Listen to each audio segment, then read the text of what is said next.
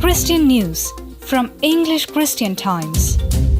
State-vetted churches in China turned into cultural centers. As China continues to crack down on churches, some state-approved 3 self-churches have been converted to cultural centers voluntarily. Armenian church turned into storage facility. The 190-year-old St. George Armenian Church is currently being used as a storage space after the owner was unable to receive alteration permissions from the Turkish Culture and Tourism Ministry. Hate and violence against Christians increases despite pandemic in India. According to the Says It Daily, a mid-year report from the Religious Liberty Commission of Evangelical Fellowship of India showed an increase of hate and violence against Christians despite COVID-19 pandemic and national lockdown. Christians in China briefly detained for passing gospel tracts. Across China, the act of passing gospel tracts on the streets has increasingly been targeted by the authorities, with Christians being taken away for administrative detention.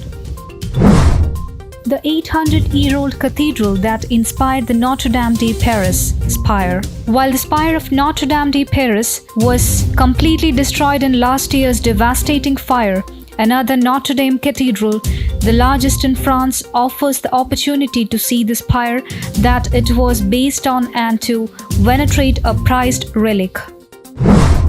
Pope Francis calls for peaceful resolution to clashes between Armenia and Azerbaijan. Pope Francis Sunday said he is praying for the families of victims of clashes between Armenia and Azerbaijan and hopes differences can be resolved peacefully.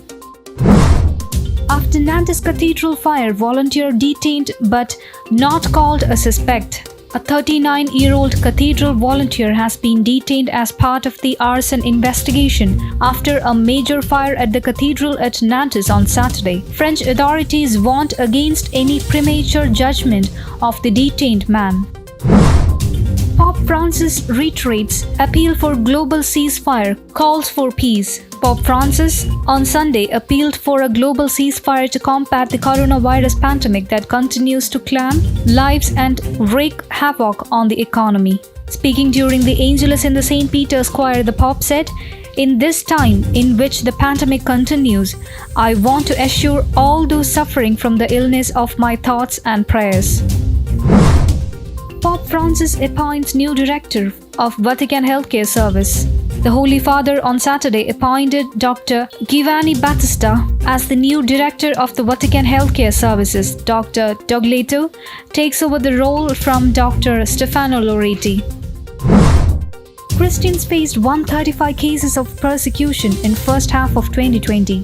Believers lynched, sodomized. In India, 135 cases of persecution occurred in the first half of 2020, including a lynching, community ostracization, and sodomization and murder of 2 Christian men, a news report has revealed.